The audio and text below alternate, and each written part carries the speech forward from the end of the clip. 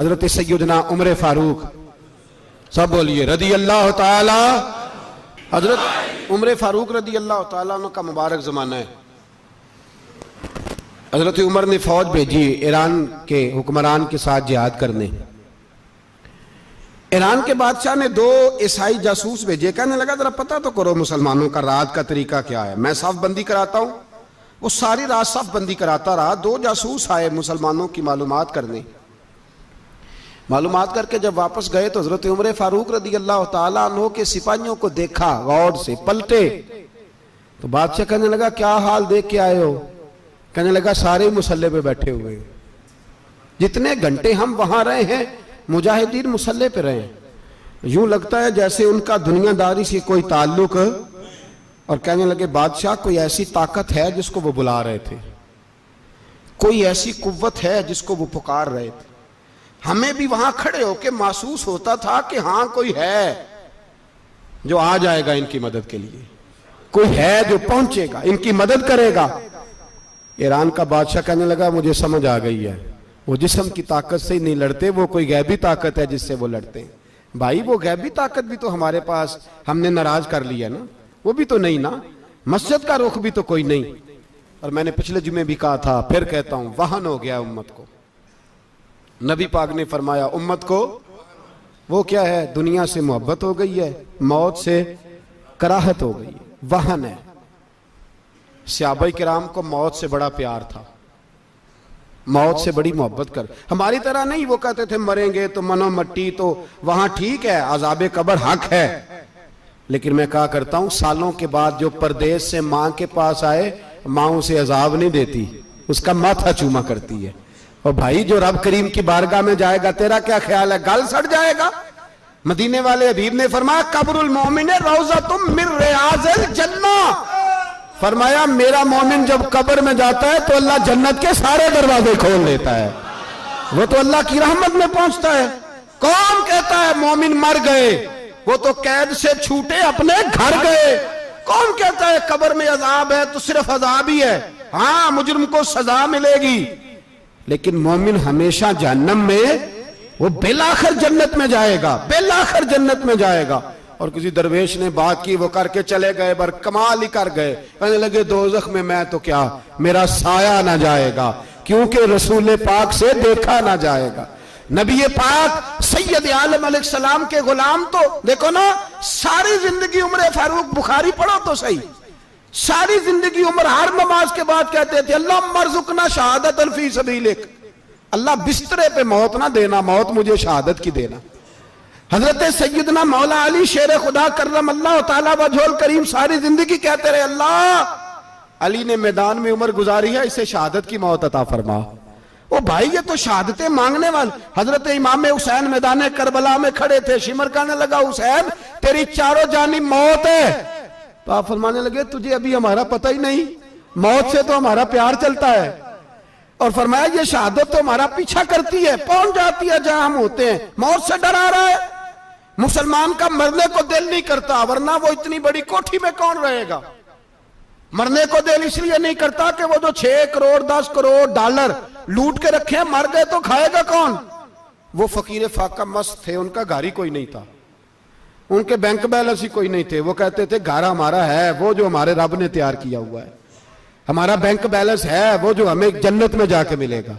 उनका तो ये खाता ही कोई नहीं था, इसलिए वो शहादत की। हजरत उमर बिन जमू रदी अल्लाह ताला अन्हु मैदाने ओहद में 4 बेटे लेके आए। कितने बेटे बोल के बताए? 4 बेटे लेके उमर बिन जमू आए, और खुद एक टांग से लंगड़े से आप ही हैं, टांग छोटी है। हुजूर के सामने खड़े हुए कहा महबूबा मेरे 4 ही थे, मैं 4 ही ले आया हूं, कबूल कर ले।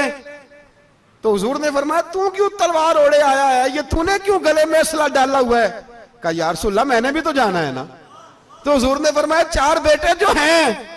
तो हजरत उमर बिन जमू ने बात की, सहाबा कहते हैं हम लबों से मुस्कुरा रहे थे, आंखों से रो रहे थे, क्या अजीब अंदाज है। हुजूर ने फरमाया उमर 4 बेटे जो आ गए तो तू रहने दे। तो हजरत उमर रो पड़े, कहने लगे महबूबा क्या लंगड़े जन्नत में नहीं जाएंगे? क्या हुजूर मैं लंगड़ा हूं तो मेरे लिए जन्नत कोई नहीं? मेरे हबीब पाक सैयद आलम सल्लल्लाहु अलैहि वसल्लम ने फरमाया अमर तो जरूर जन्नत में जाएगा। कहा महबूबा फिर बच्चे बाद में जाएंगे, मैं पहले मैदान में जाऊंगा। एक बीबी 4 बेटे लेके आई उहद में। कहा महबूबा कुल कमाई थी मैं ले आई हूं, मेरे पास कोई और शय होती तो मैं बचा के ना रखती। बेटे दे के ना हाजिरी लगवा के तो वापस दरवाजे पे ले गई। तो हजरत सैयदना अब्दुल्लाह इब्न उमर फरमाते हैं बीबी बोल रही थी तो मेरा जज्बा जिहाद बढ़ रहा था। अपने बेटों को कहने लगी मैं तुम्हें हुजूर के पास छोड़ के जा रही हूं, जब तुम मैदान में गिरोगे तो मैं तुम्हें देखने आऊंगी, देखना तुम्हारी पुश्त पे कोई जख्म नजर ना आए।